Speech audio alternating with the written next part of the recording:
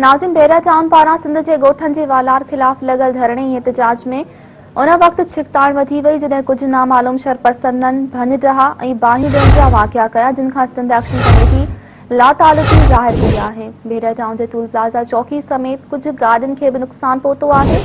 Action committee जे chairman Syed जलाल महमूद शाह चयो आहे त शरपसंदनि सां एक्शन कमेटी जो को तालुक़ नाहे। कुछ माण्हू डंडा खणी बेरा टाउन पहुता आहिनि जेके भञ डहा जूं कार्रवायूं कनि पिया, जिन सां असांजो को तालुक़ नाहे। असीं पुरअमन जिदोजहद में यकीन रखूं था।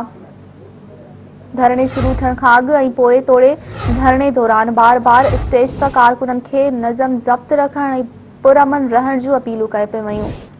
कारकुननि ऐं पुलिस विच में केतिरनि ई मौक़नि ते छिकताण थी। पुलिस धरणे में शिरकत लाइ ईंदड़ काफ़िलनि खे केतिरनि ई हंधनि ते रोकण जी कोशिश कई, जंहिं करे कारकुन मुख़्तलिफ़ मौक़नि ते मुश्तल थिया। धरणे सबबि कराची हैदराबाद विच में ट्रैफ़िक जे सिलसिले में बि रुकावट पई। इन करे मोटरवे पुलिस काठोड़ पुल वटां ट्रैफ़िक खे वाया गुलशन हदीद नेशनल हाईवे ॾांहुं मोड़े छॾियो।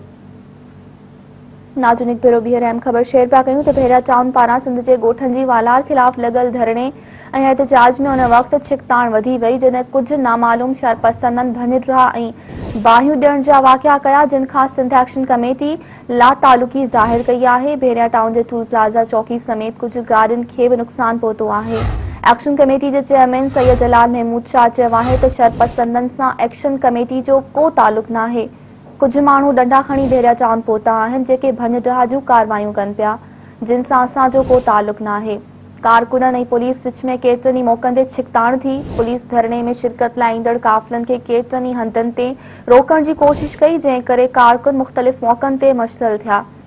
धरणे सबबि कराची हैदराबाद विच में ट्रैफ़िक जे सिलसिले में बि रुकावट थी। इन करे मोटरवे पुलिस काठोड़ पुल वटां ट्रैफ़िक खे वाया गुलशन हदीद नेशनल हाईवे ॾांहुं मोड़े छॾियो।